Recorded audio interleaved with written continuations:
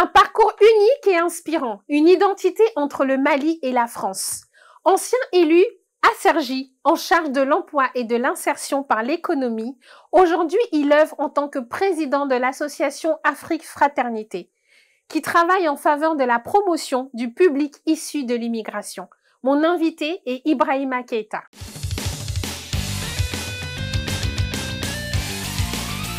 Bonjour Ibrahima. Bonjour. Merci d'avoir accepté mon invitation. Je suis ravie de vous recevoir sur le plateau de Déclic. Comment allez-vous? Très bien, c'est moi qui vous remercie d'avoir eu la gentillesse de m'inviter, de m'accueillir sur votre plateau Déclic, et je vais très bien. Bon, en quelques mots, on sait que vous avez un héritage derrière vous, hein, avec le nom Keïta. Est-ce qu'on peut dire aux téléspectateurs qui était votre père? Oui, mon père n'est ni plus ni moins mon défunt père s'appelle, même s'il n'est plus de ce monde, je suis le fils aîné de Mamadou B. Keïta. Mon père qui effectivement a été, je suis fils d'enseignant. Je suis pour ma part, du fait que mon père poursuivait ses études ici, en France, et qui a surtout enseigné ici, parce que pour la petite histoire, par rapport à mon père, moi je suis né à Paris, en plein cœur de Paris, là où nous nous trouvons, dans le 14e arrondissement. Et par contre, j'ai passé une bonne partie de mon enfance en France, plus précisément à Gonesse. Et mon père donc enseignait donc au lycée de Goussainville. Donc ce qui fait que par la suite, à l'âge de 10 ans, nous sommes retournés dans mon pays d'origine qui est le Mali. Et donc mon père par la suite a été secrétaire général de l'École nationale d'ingénieurs au Mali. Il a été 10 ans directeur d'une école qui s'appelle l'École centrale pour l'industrie, le commerce et l'administration, ECICA. Et ensuite, il a été le conseiller spécial du président de l'époque de la Chambre de commerce. Et enfin, papa a souhaité aussi lui-même créer sa propre université qui s'appelle Ecosup Alternance en 2004. Donc cette université qui marche plutôt bien, qui est une des références, une université référente aujourd'hui de par effectivement le savoir-faire qu'elle a pu effectivement proposer à tous les étudiants, toutes les personnes qui se sont inscrites dans cette université-là, et donc qui est bien entendu pilotée aujourd'hui par mon frère. Mais donc voilà un petit peu qui je suis. Et puis je tiens aussi à préciser, effectivement, le nom Keïta, je suis aussi, papa s'est retrouvé, comment s'est-il aussi retrouvé en France pour y poursuivre ses études? Parce que aussi nous avons des liens de parenté du côté de ma mère, bien que je sois un Keïta, ma mère dont la grande sœur était l'une des épouses du père de l'indépendance, Modibo Keïta, premier président du Mali. Donc voilà un petit peu les Keïta, mais je pense qu'on parlera de Keïta par rapport aussi à autre chose. Dans le courant de la discussion. Mais bien sûr, voilà. En tout cas, bravo hein, à votre père pour ce parcours et tout cet engagement il a eu autant au Mali qu'en France. Vous partez aussi avec un engagement. Je pense que ça vient du sang, on peut pas le perdre.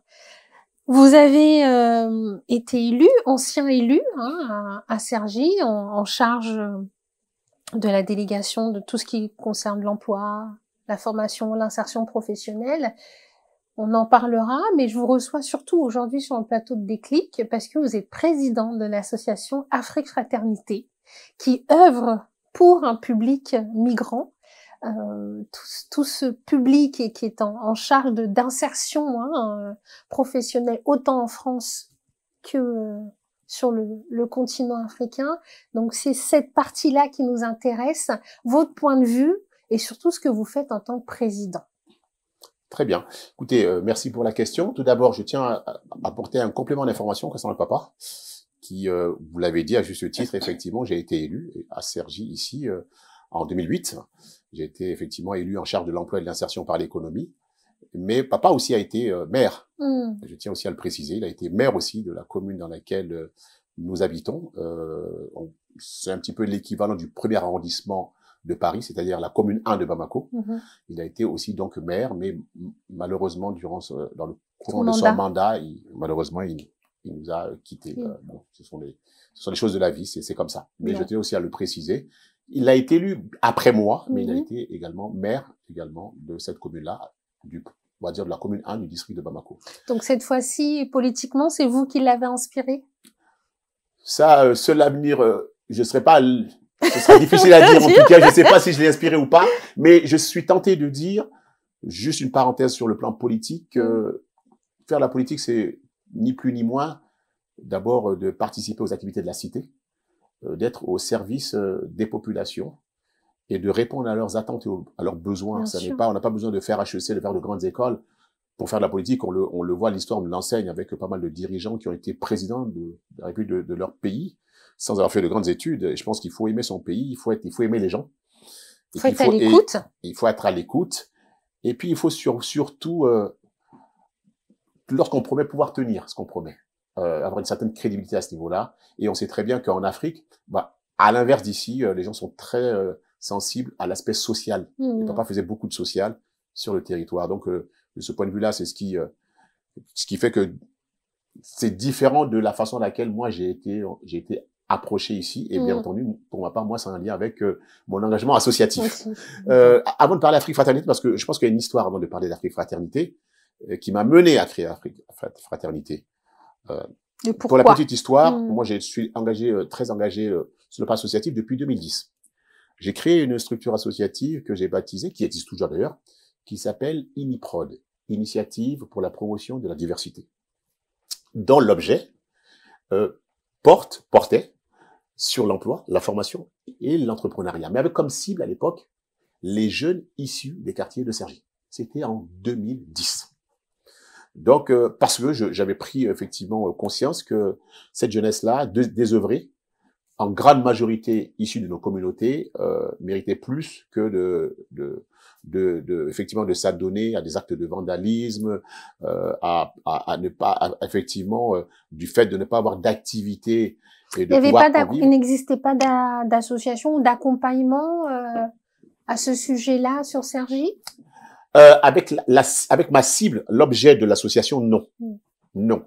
Parce que en plus de ça, je tiens aussi à préciser que pourquoi je l'ai créé, parce que tout simplement, et c'est encore malheureusement le cas encore aujourd'hui, c'est que nos jeunes sont confrontés au problème de discrimination. Discrimination à l'emploi, discrimination à la formation, discrimination à ceci, discrimination à cela. Le fameux plafond de verre aussi, on leur fait croire qu'ils ne sont pas faits pour faire de grandes écoles. Volontairement, on les oriente pour qu'ils se limitent on les parque dans les lycées professionnels, etc., etc. Donc, moi, en tant que fils d'enseignant, connaissant l'importance des études, du fait d'acquérir des connaissances, le savoir, et de se dire que ces enfants ne sont pas moins intelligents que les enfants qui résident à Neuilly ou dans le 16e arrondissement, par exemple. Mais qui n'ont pas malheureusement les mêmes chances. Et donc moi je suis un fervent partisan de l'égalité des chances et d'un traitement donc égalitaire pour tous les enfants quels qu'ils soient, et surtout pour tous, et surtout pour ces enfants-là qui ne sont ni plus ni moins également que des Français aussi à part entière. Donc voilà un petit peu à l'époque comment j'ai créé ceci, mais la cible à l'époque c'était ces jeunes-là. Par la suite, effectivement, avec l'évolution des choses, l'évolution des technologies, le problème qui n'est toujours pas résolu au niveau des discriminations, à l'emploi notamment, à la formation, etc., etc. Et ben c'est là où je me suis dit, avec la géopolitique aussi, l'Afrique, moi je me plais à dire, peut-être la chance, après c'est mon parcours de vie qui a voulu ça. Je l'ai déjà dit, né en France, né à Paris. Français, fier d'être français. Mais en même temps, le fameux en même temps. Tout comme, je tiens aussi à préciser que je n'ai pas choisi mon lieu de naissance. On choisit la pas, France, on choisit pas. Tout comme on ne choisit pas sa famille, ses origines. Donc, ce qui m'amène à dire que je suis aussi, votre cœur est aussi au Mali. Je suis aussi, mon pays d'origine, c'est le Mali. Je suis malien, de père et de mère d'origine malienne. Fier d'être malien, et j'aime également mon pays d'origine, le Mali. Donc, ce qui fait que j'ai une double culture, j'ai même la double nationalité, et la chance que j'ai eue, c'est d'avoir vécu une partie de mon enfance ici, et d'avoir vécu aussi une partie de mon adolescence au Mali, parce que j'y ai poursuivi mes études jusqu'au niveau du bac, et c'est après l'obtention de mon baccalauréat que j'ai bénéficié d'une bourse pour revenir en France. Et je vais souvent, J'ai fait souvent des va-et-vient entre le continent africain et européen, et plus précisément la France et le Mali. C'est un trésor, hein, ce que vous avez dans les mains, ce parcours. Et c'est c'est pour ça que je dis toujours, ça devient peut-être même un petit peu répétitif en ce qui me concerne dans mon discours. Quand je regarde un petit peu tout ça, je suis tout à fait à l'aise quand je suis en France et parfaitement à l'aise quand je suis dans mon pays d'origine. Vous n'avez pas d'accent quand vous arrivez au Mali? D'accent français ou oui, français. Les Maliens vous reprochent pas d'être un peu trop... Non, pour une raison très simple, parce que je parle, Dieu merci, la langue vernaculaire, la langue de mon pays. Oui, mais est-ce qu'il y a un accent? Même pas. Même pas pour une raison très, très simple, parce que, oui, c'est vrai, c'est très intéressant votre question, parce que quand je suis arrivé à l'âge de 10 ans au Mali, je ne savais pas un seul mot de la langue de mon pays d'origine. Bon, forcément, c'est partout pareil. Quand on va dans un pays dont on ne maîtrise pas, on ne connaît pas la langue, au fur et à mesure d'y résider, d'y séjourner longtemps, on finit par, effectivement, se l'approprier. Donc, et c'est comme ça que c'est venu, hein. Et ce qui fait que non, je parle pas. Et d'ailleurs, cela va vous surprendre. Il y a même des compatriotes maliens qui me disent, mais toi, tu parles encore mieux le bambara que nous, la langue de... Alors, je pense que... Parce qu'il sort des anecdotes en bambara qui fait que, wow, je me suis dit, wow, oh. Ben parce que c'est façon de dire, mais vous pensez quoi? J'ai vécu ici, comme donc vous voyez, donc. Oui, mais voilà. je pense aussi que en tant que diaspora, hein, on a envie quand on retourne au pays d'être mélangé. On n'a pas envie qu'on nous différencie en disant mais lui il vient de la France ou il a vécu en France, donc je pense qu'on fait beaucoup plus d'efforts, on fait beaucoup plus attention justement à ne pas les froisser, à ne pas être au-dessus d'eux. Est-ce que c'est peut-être ça qui fait qu'aujourd'hui ils se disent mais oui, vous parlez mieux le bambara que nous parce que on n'a pas l'impression que vous avez vécu à l'étranger. Alors non, c'est pas ça en fait. Du fait déjà c'était une génération en fait, donc j'ai laissé beaucoup d'amis, de connaissances aussi là-bas et ailleurs, qui fait que quand on se retrouve, effectivement les années 80, quand on était au lycée, donc ce qui fait que déjà de ce point de vue-là, je suis pas un étranger. C'est pas que je suis pas qu'une personne qui est originaire du Mali mais qui n'a jamais vécu au Mali, qui n'a jamais fait ses études. Ouais, je suis pas un étranger là-bas, je suis pas considéré comme un étranger là-bas. Je suis au contraire, on me connaît, je suis connu. Vous êtes un frère. Je suis un frère là-bas. Vous êtes un frère. Ibrahim, comment vas-tu alors en France, ça va et tout. Non, c'est pas le français. On est en face de. Ah, pour rigoler, on peut dire alors comment vas-tu le français, ça va là-bas et tout. Mais les gens savent très bien, ceux que j'ai côtoyés, que j'ai fréquentés, avec lesquels on a fait des études ensemble, que j'ai vécu. Et puis de par mes parents qui sont connus, donc de ce point de vue-là, non, je ne suis pas catégorisé. D'accord. De ce point de vue-là. Comme effectivement un Malien de second rang ou de seconde zone, comme ici un Français de second rang ou de seconde zone. Non, j'ai pas ce souci-là. Dieu merci de ce point de vue-là. En tout cas, non, j'ai pas ce souci-là. Donc, ce qui fait que non, je baigne complètement dans la culture, bien intégré. Je fréquente les gens, je parle la langue de chez moi, et puis je pense qu'il faut aussi faire preuve. C'est un point très important que je voulais aussi rajouter, de faire preuve de beaucoup aussi d'humilité. Ne pas se prendre pour, voilà, maintenant, parce que j'ai vécu en France, je suis au-dessus de vous. Non. Moi, quand j'y vais, et les gens sont même impressionnés, hein. Je marche à pied avec les gens, je traverse les rues avec les gens, je m'adapte à la vie des gens là-bas. C'est ça. Voilà, je me dis pas, voilà, maintenant, je me mélange pas avec eux, je me bras pour eux. Non. Parce que certains, effectivement, reprochent il y a une catégorie, hein, de diaspora, quand ils rentrent, ils veulent montrer que, eux, ils viennent de France et que ils ont pas la même, vous voyez. Mon éducation et les valeurs qui m'ont été inculquées par mes parents ne me permettent pas cela. Et je les en remercie. Voilà. Non, mais tant mieux. Merci aux parents. Voilà. Donc, Afrique Fraternité, si vous voulez bien, je vais répondre, parce que c'était surtout ça la question, excusez-moi, mais je voulais faire quand même un préambule par rapport à tout ça. Alors, Afrique Fraternité, comment l'idée m'est venue? Parce qu'après, je me suis inspiré, en fait, d'Uniprod. De la première. Voilà. Et en me disant, à un moment donné, je trouve que c'est pas normal, c'est injuste, c'est même une perte, c'est un gâchis, de voir des personnes d'origine africaine qui ont fait des études valables, qui ont bac plus 4, plus 5, plus 6, qui font des petits boulots ici en France. Je trouve ça aberrant, d'une tristesse. Ce qu'ils appellent le job alimentaire. Job alimentaire. Dans la sécurité, dans le BTP, dans la restauration. Quand tu leur poses la question, ils ont fait des études, ils ont galéré pour avoir des diplômes. Et malheureusement, à cause des discriminations, je l'ai dit, c'est parce que c'est une réalité, les discriminations à l'emploi, le plafond de verre, et le fait qu'ils n'ont pas les bons codes, les bons réseaux, les bonnes portes d'entrée. La mauvaise information. La mauvaise information, et bien malheureusement, pour toute l'une de ces raisons-là, ils sont obligés quand même, pour sauver et préserver leur dignité, d'accepter ce qu'on va leur proposer, mais qui ne correspond pas à leur projet professionnel et aux études qu'ils ont faites et aux diplômes qu'ils ont durement acquis ici en France. Et je me dis, mais pourquoi à un moment donné ne pas créer une structure pour d'abord aider ces personnes-là avec nos réseaux? Quand je vois effectivement qu'on nous dit à coup de com qu'il y a énormément d'entreprises qui sont signataires de la charte de la diversité, le label diversité, etc. À mon avis, je dis, ben écoute, on va sortir la liste de toutes ces entreprises-là et on va les contacter pour pouvoir effectivement faire en sorte que ces personnes-là, qui sont en plus la plupart français d'origine africaine, méritent de... Il n'y a aucune raison qu'ils ne puissent pas aussi accéder à de grands... Ils sont demandeurs. Et qu'ils ne puissent pas accéder à des postes à haute responsabilité en fonction des études qu'ils ont faites. Je trouve ça que ce n'est pas normal. Donc, l'égalité des chances, j'en ai parlé.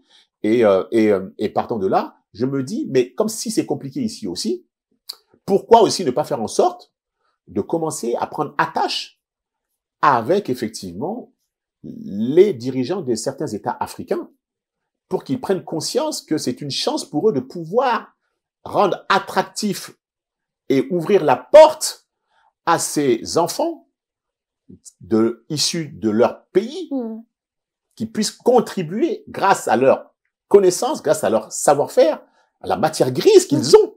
C'est ça qui permettra aussi de contribuer au développement de leur pays. Parce que le tout n'est pas de dire à tout bout de champ, chaque jour que Dieu fait, on a des richesses, le continent africain est riche, on a des richesses minières, minéralières, on a des sous-sols qui est ceci, cela. Mais il faut aussi des personnes il nous faut aussi des ressources humaines qualifiées pour qu'ils puissent effectivement, pourquoi pas, être en capacité de dire, eh ben, finalement, ces richesses-là, on ne seront plus transformées à l'extérieur. On a des personnes, des enfants du pays, qui ont acquis des connaissances ici et qui vont, à ce moment-là, offrir leur savoir-faire dans leur pays d'origine, dans tel ou tel secteur d'activité. Mais qui puissent aussi profiter de cette richesse du pays. Mais non seulement du pays, qui ne seront pas confrontés aux discriminations, qui auront peut-être une meilleure qualité de vie, et puis aussi les rétribuer à hauteur de ce qu'ils valent.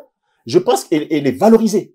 Mais pour ça, il faut une volonté, mais ça c'est un autre débat, une volonté politique de la part de nos dirigeants, de se dire que si aujourd'hui l'Afrique est un continent extrêmement convoité, il est temps de faire appel et d'ouvrir la porte aux enfants de la diaspora qui ont acquis des connaissances et qui seraient très heureux, vu tout ce qui se passe aujourd'hui depuis quelque temps en France, de rentrer au pays, parce que c'est leur pays également.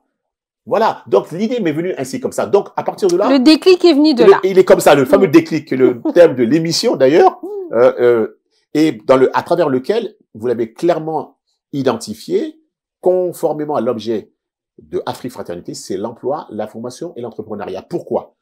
L'entrepreneuriat, on en parle beaucoup. C'est dans l'air du temps. Il a le vent. C'est la tendance. Oui, c'est la tendance. Bon. Oui, moi je dis oui, mais. Parce que, pour deux raisons. Pourquoi le oui, mais? Parce que tout d'abord, tout le monde n'a pas vocation à vouloir devenir entrepreneur. Et la deuxième, quand on voit ce qui se passe aujourd'hui, aujourd'hui, l'entrepreneuriat, il y a beaucoup de gens qui s'engagent là-dedans, mais quand on voit le nombre d'entreprises qui ferment aujourd'hui, qui mettent la clé sous la porte, parce que le contexte ne s'y prête pas. Donc, il faut faire attention. Il faut faire attention, l'accompagnement. Et puis, il faut être prêt, parce que quand on s'engage en entrepreneuriat, on bosse 2 fois plus que si on était salarié. Tout à fait. C'est-à-dire que, oui, je suis mon propre patron, etc., mais attention. Il y a beaucoup de boulot, hein. Il y a du boulot. Ah, mais le patron, il dort pas. Et puis, dernière chose, pour réussir son projet entrepreneurial, il faut être sûr que dans son business plan, qu'en face, il y ait une demande. On aura beau commercialiser soit un produit, soit un service. Si en face, il n'y a pas de demande, c'est mort. Ça, c'est le côté entrepreneurial. Donc, oui, mais maintenant, quand on n'est pas entrepreneur, ben quoi, c'est salarié. Salarié, Afri-Fraternité, qu'est-ce qu'Afri-Fraternité propose? Non seulement de se battre ici pour dire, voilà, attention, vous dites qu'il n'y a pas de discrimination, il n'y a pas de racisme, etc., etc. Bon, on va vous mettre devant vos responsabilités, les entreprises. Vous allez maintenant recruter telle ou telle personne. Comment? Ben, on va vous identifier, vous avez signé la charte de la diversité. J'en venais tout à l'heure. Voilà, oui ou non? On peut voir un petit peu le nombre de personnes d'origine étrangère qui sont dans votre boîte, là. Écoutez, bon, on vous allez des CV. Mosaïque RH, d'ailleurs, à qui je fais un clin d'œil, qui fait un travail formidable, avec Saïd Amouche, je crois que c'est lui le patron avec lequel j'ai travaillé à l'époque de Mosaïque RH, fait un travail formidable, mais il en faut d'autres. Et bien entendu, et effectivement, non seulement il faut les intégrer dans l'entreprise, il faut les accepter, mais il faut leur donner leur chance pour qu'ils puissent gravir les échelons. Bien sûr. Et aussi qu'il n'y ait pas ce fameux plafond de verre. Mais ça, c'est un autre débat. Donc, salariés aussi. Mais aussi, c'est pas ici, de commencer à mettre en place des partenariats avec des entreprises issues du secteur privé en Afrique. L'hôtellerie, pas que, les mines, etc., etc. Restauration. J'en ai plein, restauration, il y en a plein. Donc, que ces gens-là, je parle d'emploi, parce qu'on a énormément d'étudiants, de nos étudiants qui sont ici, ils aspirent, eux, ils se disent, non, moi, j'ai pas envie d'être entrepreneur, j'ai envie de trouver un emploi. Eh ben, l'État n'a pas cette capacité à absorber tout le monde. C'est pour ça que je parle du secteur privé. En Afrique, et Dieu sait, si on encourage l'entrepreneuriat et qu'il y a beaucoup de boîtes qui se boivent, il y a des grands groupes là-bas, eh ben, c'est de récupérer aussi ces jeunes-là qui vont effectivement trouver, qui auront également toute leur place. Mais il faut une volonté politique, il faut une structure associative qui puisse mener des démarches dans ce sens-là. Est-ce que vous avez un exemple concret? Est-ce qu'il y a quelque chose qui a déjà été mis en place avec le Mali, justement? Ah, ben, bonne question. Moi, effectivement, Afrique Fraternité, moi, j'ai rencontré à plusieurs reprises parce qu'il faut passer aussi par la voie étatique. Moi, j'ai rencontré à 2 ou 3 reprises des ministres de l'emploi et de la formation professionnelle différents qui se sont succédés, même l'actuel. Et peut-être qu'il m'entendra à travers cette émission-là. L'actuel, Moussa Agataer, qui m'a reçu, et je lui avais présenté Afrique Fraternité. Devant son chef de cabinet était présent. Donc, c'est pour dire que oui, les démarches ont été entreprises. Je me suis déplacé, je me suis rendu au Mali. Avant cela, j'ai rencontré des ministres qui sont arrivés avant lui, aussi, auprès desquels. Mais le problème, c'est que, malheureusement, chez nous, oui, les dossiers sont là, mais on vous félicite, on vous dit que vous faites très bon travail, on vous encourage, on vous dit comment vous soutenir, comment faire ce qu'il faut pour, mais il n'y a pas de suite. Il n'y a pas de suivi, il n'y a pas de suite. C'est ce qui est à déplorer. Et c'est pour, en fait, après, on se dit, bon, on va pas trop s'attendre à quoi que ce soit, c'est juste qu'ils sachent qu'on existe et qu'on veut faire les choses. Mais de tout attendre de l'État, non. Et c'est pour ça, que de ce point de vue-là, on essaie de passer, et comme je le disais, par le secteur privé. C'est pas l'État. Donc, à ce moment-là, on a des CV, effectivement, et pour éviter que les jeunes qui n'ont pas toujours les moyens, si le CV intéresse l'entreprise, de se déplacer, ben maintenant, avec les nouvelles technologies, de faire des entretiens en ligne, d'embauche en ligne, ça me connaît un petit peu tout ça d'ailleurs. Et puis, si l'entretien est concluant, à ce moment-là, il peut aller au pays, voilà. Et donc, voilà aujourd'hui, dans votre CVTech, l'association, quel est l'emploi qui ressort le plus? Quelle est la demande? Alors, je vais répondre avec, c'est simple. Le constat qui a été fait, au niveau de l'association Afrique Fraternité, on a retenu 4 ou 5 volets dans lesquels, effectivement, il y a une vraie demande et surtout, parce que ce qui est important, des métiers qui offrent des débouchés sur le marché du travail. C'est ça qui est très important. En Afrique, là, je parle de l'Afrique, plus précisément le Mali, que je connais mieux que les autres. Il y a le bâtiment, le développement durable, le digital, l'agro-business, agriculture et l'artisanat. D'accord. Voilà les 5 qui offrent des débouchés sur le marché du travail actuellement au Mali. Et donc forcément, il faut aujourd'hui, le continent africain et plus particulièrement au Mali est une population très jeune. 30% de la population à 25 ans. Et on est à l'ère du numérique.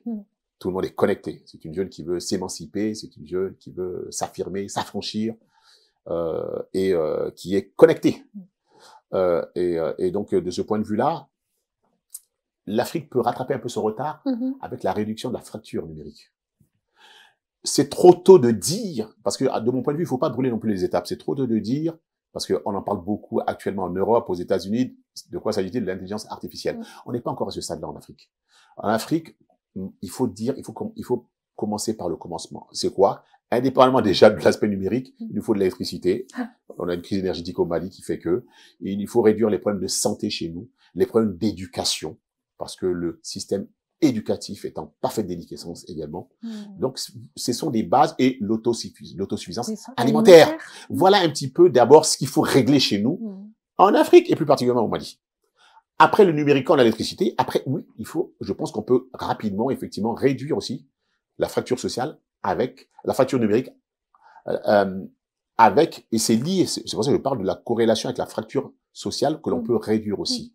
Je pense que ça peut, parce que pourquoi? Parce que le secteur d'activité qui est celui de l'informatique est extrêmement vaste, très porteur. Pour preuve, en France ici, il y a une pénurie d'informaticiens en France. Donc, imaginez en Afrique. Donc, je sais que cette jeunesse-là, c'est une jeunesse qui est éveillée, qui veut faire des choses, mais il faut leur en donner les moyens. Et en leur en donnant les moyens, ce qui est très important, Cynthia, c'est aussi de freiner l'exode, qui n'est plus envie de venir s'échouer dans les mers et les déserts pour venir ici, dans le soi-disant Eldorado européen et français. C'est de leur donner les moyens, mais une volonté politique. Moi, je ne suis pas politique, mais associativement, on essaie de faire passer des messages parce que de par mon parcours, j'ai une certaine vision des choses et du monde, de ce qui s'y passe dans mon pays d'origine et de ce qui se passe actuellement dans mon pays natal, la France. Et sachant que nous étant, moi, je fais partie des personnes qui faisons partie, qui sommes des ponts entre la France et le Mali, la France et l'Afrique. Et donc, je pense que aucun pays, aucun continent ne peut se vivre de façon comment ça s'appelle de façon en autarcie, voilà, en autarcie. Je pense que tout le monde est interdépendant maintenant. Je pense que ça c'est un débat politique, c'est autre chose, mais je suis tenté de dire que la France aura toujours besoin en tout cas des pays d'Afrique francophone, il faut préciser parce que c'est pas tous les pays, mais en tout cas de l'Afrique francophone, et inversement, on a tous des intérêts communs. Bien sûr. Après, il faut juste que, maintenant, l'approche qu'on trouve diplomatiquement un consensus. Que l'approche soit différente, les liens historiques font que. Mais en tout cas, voilà ce que moi, le message que j'adresse effectivement à la diaspora à travers Afrique, la fraternité africaine, et à travers laquelle je souhaite effectivement de tout cœur que les Africains qui aiment, même s'ils sont français, mais qui aiment leur pays d'origine, puissent effectivement, à travers cette association-là que j'ai créée, pourquoi pas trouver un espoir pour qu'ils puissent un jour investir ou s'investir dans leur pays d'origine. Est-ce que vous faites appel à des ONG justement pour trouver des ordinateurs, des tablettes, pour fournir justement Excellente question, et j'y ai pensé. Alors, il faut savoir qu'Afrique Fraternité,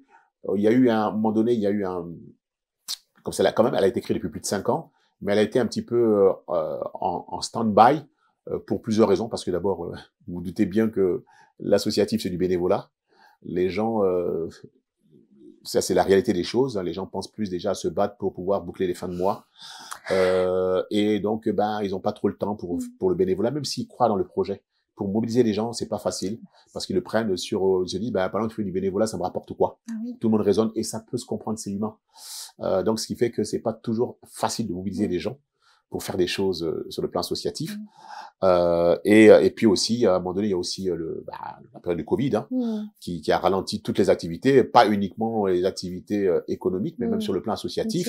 Et puis dernière chose, maintenant, on sait bien que malheureusement, l'argent se fait rare pour les subventions, les aides, etc., etc. Donc oui, on a dans cette démarche-là maintenant on a commencé à le faire, de contacter des ONG, des fondations, pour pouvoir effectivement aussi, avec ce qu'on peut récupérer, en faire bénéficier des établissements là-bas publics au Mali, que ce soit dans le domaine sanitaire, éducatif, etc., etc.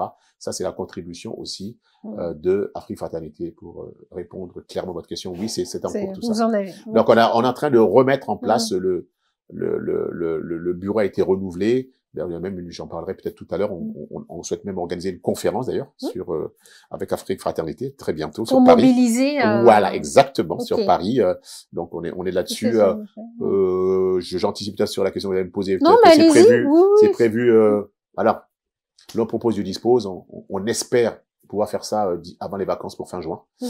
Si c'est le cas, on va largement et très rapidement vous diffusez communiquer tout ça là-dessus. sur les réseaux sociaux. Forcément, c'est ça qui est viral et qui va très vite. Après maintenant, si vous n'avez pas de nos nouvelles pour juin, parce que juin c'est demain entre guillemets, ce sera à la rentrée scolaire. Mais en tout cas, on y tient beaucoup à cette conférence-là, et à travers laquelle on fera appel à des panélistes qui ont de parfaites connaissances des questions liées à l'emploi ici ou là-bas, la formation ici ou là-bas, l'entrepreneuriat ici ou là-bas. Voilà. Donc et je pense que ce qui est important, c'est que on ait des panélistes qui puissent surtout nous parler des réalités de là-bas. Parce que c'est aussi là-bas, le but, c'est pour ceux qui veulent rentrer. Parce que on est tenté de dire que les réalités d'ici, tout le monde les connaît. On est ici, tout le monde est sur le plan économique, l'emploi, etc., patati patata. Mais beaucoup de gens sont des gens de terrain qui connaissent les réalités de là-bas. Et des personnes connues. Des personnes, bon, pour l'instant, je ne dévoilerai pas de nom ici parce qu'on n'a pas la confirmation de leur présence. Mais en tout cas, ce seront aussi, ces personnes-là, quand elles vont nous confirmer leur présence, ce seront de réels produits d'appel qui, je l'espère, fera en sorte que on fera, la salle sera archi comble et que ce sera un succès. Il n'y a pas de refus pour l'instant parmi vos jeunes inscrits qui n'auraient pas envie pour l'instant de sauter le pas, de repartir sur le continent. Ils sont d'accord? Ça ne leur pose pas de problème s'il y avait une opportunité? Le débat, il est simple. Afrifraternité ne s'adresse pas uniquement aux personnes qui veulent rentrer. Comme vous l'aurez compris, on se bat ici aussi pour lutter contre les discriminations parce que il y a des gens, il y en a aussi qui veulent pas forcément rentrer. Attention, il y en a qui veulent rentrer, il y en a qui veulent pas rentrer. En fait, on est en train de faire un petit peu la promotion Destination Afrique en disant, voilà des panélistes qui connaissent les réalités de là-bas et les opportunités d'affaires de là-bas, les ports d'entrée de là-bas, les structures auxquelles il faut s'adresser là-bas. Parce qu'il y en a beaucoup qui savent pas. Ils débarquent là-bas, ils savent pas à qui s'adresser, que faire. Bien sûr. Voilà. Après, maintenant, puis un mauvais réseau, ça va très vite. L'égalité des chances. Maintenant, on va s'occuper de ceux qui galèrent, qui trouvent pas de boulot. Et maintenant, même un stage. Mais je suis bien placé par rapport à mon métier et ce que je fais. Parce qu'on n'en a pas parlé de ce que je fais. Mais ça, je veux une anecdote. Cergy, la ville dans laquelle je vis depuis 30 ans, j'ai un jeune de Cergy, dont la maman m'a contacté et qui m'a dit qu'elle souffre terriblement pour trouver un stage pour son fils. Et de fil en aiguille, de qui s'agit-il? D'une femme qui est enseignante dans un collège, dans le collège de mon fils. Parce que mon fils a parlé avec son fils en lui disant, voilà, mon papa, voilà ce qu'il fait. Elle a dit, ah bon? Et il a parlé à sa mère. Et c'est comme ça que sa mère m'a appelé. Et donc, c'est de cette façon-là que j'ai récupéré le CV, tout comme un autre jeune. Et ce jeune-là, savez-vous où je lui ai trouvé un stage? Dans la structure dans laquelle je bosse. Mais elle était émue aux larmes, tellement juste un stage. Et ça n'a rien à voir avec le fait de trouver un emploi. Imaginez! Un stage non rémunéré. Non, mais c'est la vraie problématique. Mais c'est la croix et la bannière, c'est très grave. Le stage mais un stage, je répète, non rémunéré, d'un mois. Donc, qu'est-ce qui m'amène aussi à dire ça? Parce que je crois à la force du réseau. Quand on n'a pas de réseau, c'est là où c'est très compliqué. Et moi, par rapport à ce que je fais, Dieu sait que ça me permet de trouver des solutions pour ces jeunes-là, dont les parents n'ont pas les bons réseaux, et n'ont pas les bons codes, les enfants aussi.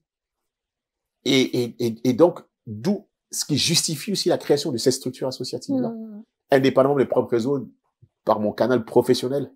Moi, j'ai vraiment cette obsession et cette envie de faire en sorte que les dirigeants politiques français gardent à l'esprit qu'il faut que ces enfants-là, ce sont les enfants de la République. Il faut les embrasser tous de la même façon, sur le même pied d'égalité. Faut pas les oublier. C'est pas des Français de second rang ou de seconde zone. Ils sont Français à part entière. Ils ne sont pas Français entièrement à part. Donc, il faut leur donner leur chance. Parce qu'ici, on leur donne pas leur chance. Qu'est-ce qui va se passer? Eh ben, il se passe ce qui se passe. C'est l'économie souterraine. C'est la délinquance. C'est effectivement, et on trouve pas la paix sociale. Et qu'est-ce qui va se passer? Eh ben, ils vont mettre le feu. Effectivement, on voit tous les actes. Aujourd'hui, tous les actes de violence que l'on voit, les faits divers, c'est la jeunesse des quartiers. Que ce soit dans l'Essonne, que ce soit dans le Val d'Oise, que ce soit dans le 93 à Saint-Denis, etc., etc. Il n'y a que ça. Mais pour qu'on trouve peu la paix, il y a l'entrepreneuriat, oui. Trouver de l'emploi aussi, mais faire en sorte que les enfants soient bien encadrés, bien éduqués, sans oublier l'aspect culturel aussi et sportif, qui est aussi un vecteur d'intégration. Vous me faites penser que récemment, on a Viry-Châtillon, dans 91, le maire qui vient de décréter un couvre-feu pour les moins de 14 ans.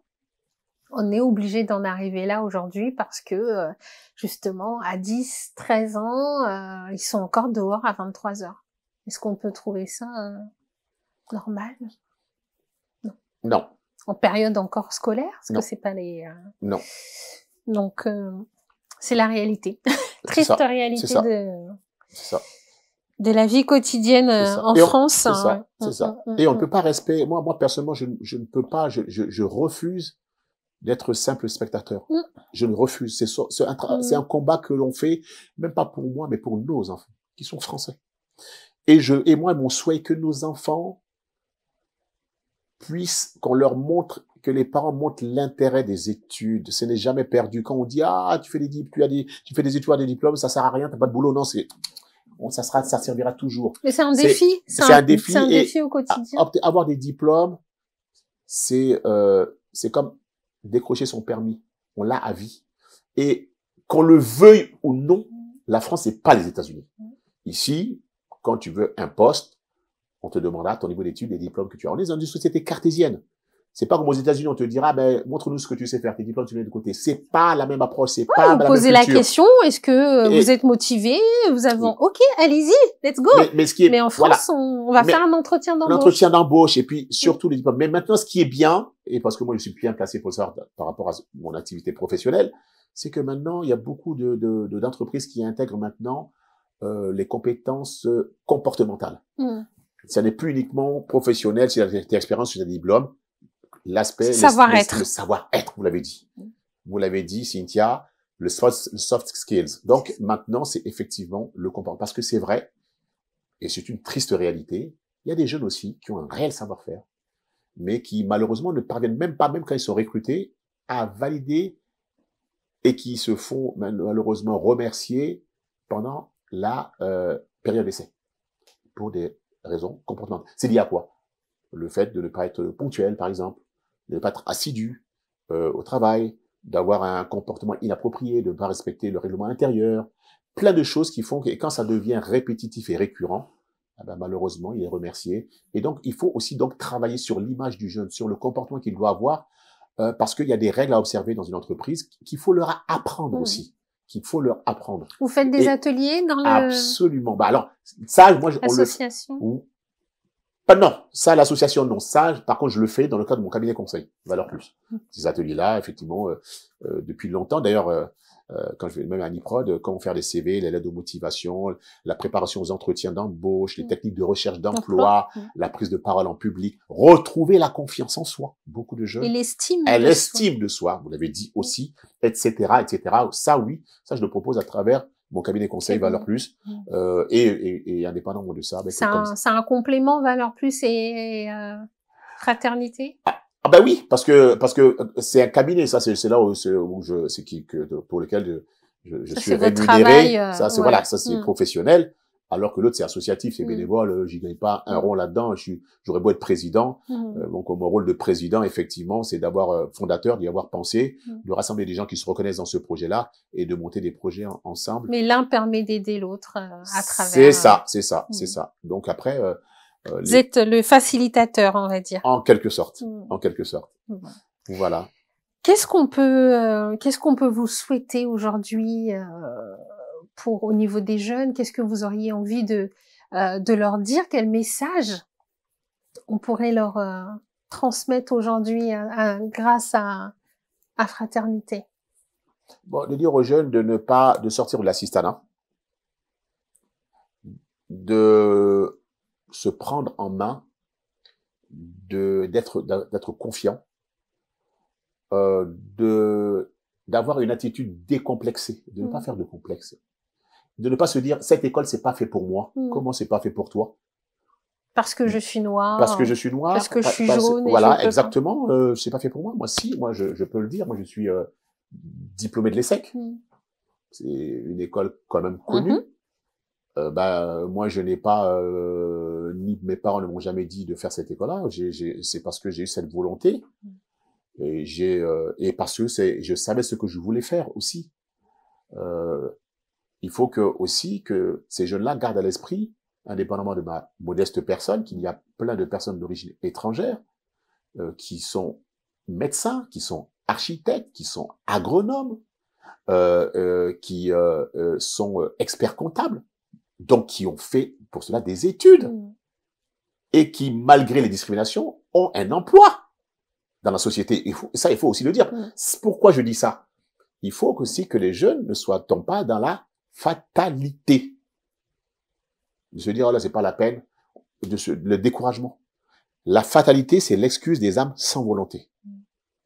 Mais est-ce qu'il faut peut-être leur apprendre à se valoriser? Est-ce que c'est un manque aussi des parents ou de la famille qui les a pas assez poussés à dire tu peux être? Ça dépend du milieu social aussi. On est le fruit du milieu social. Vous remarquerez que très souvent, quand les parents sont instruits, l'un est médecin, l'autre est enseignant ou que sais-je encore, architecte, très souvent l'enfant, sauf si l'enfant était rebelle et puis voilà, il fugue, il veut pas, voilà, il se soumettre à l'autorité de ses parents.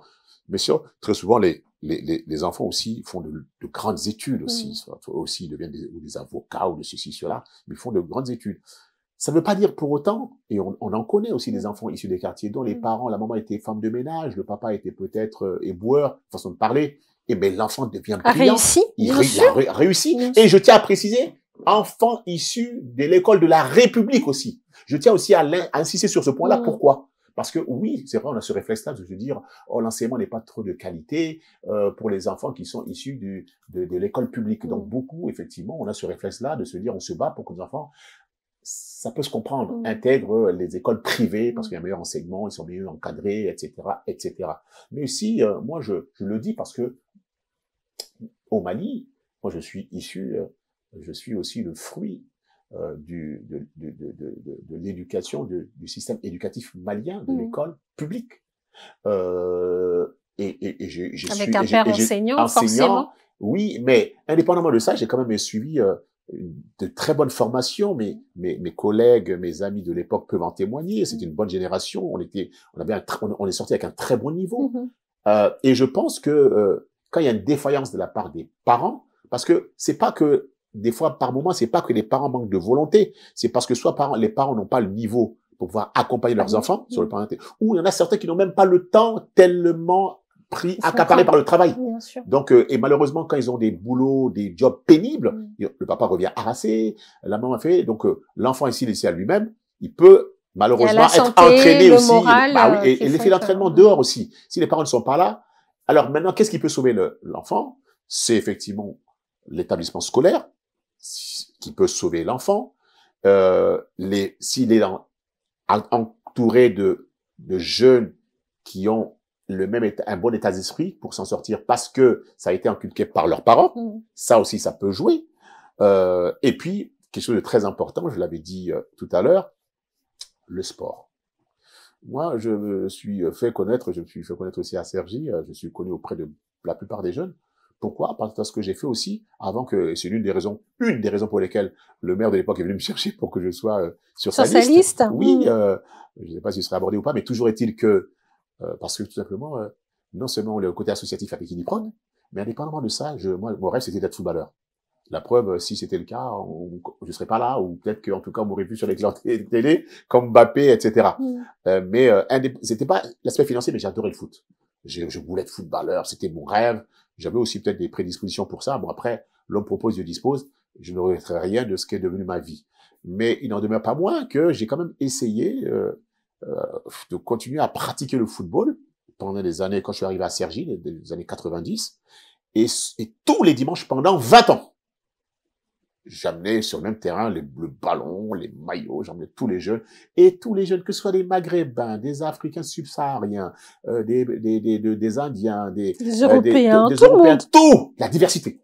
Vous organisiez des matchs. Des matchs, des entraînements, et même les matchs. Tout le monde m'appelait le grand frère, bon, du côté de ma communauté, le Koro, le doyen, ceci, cela. Mais jusqu'à présent. Le Koro, voilà, faut dire, voilà, pour ceux qui nous écoutent. Le Koro, c'est l'ancien, c'est le grand frère. C'est ça. Donc, dans la langue de Bambara, donc excusez-moi, c'est bien de le préciser. Donc bon, mais toujours est-il qu'ils en ont gardé un bon souvenir et pendant 20 ans. Mais ce qui était bien, parce que aussi le tout, c'est pas de taper dans un ballon de foot, c'est de inculquer aussi des valeurs, d'effort, de fair play, de respect de l'autre.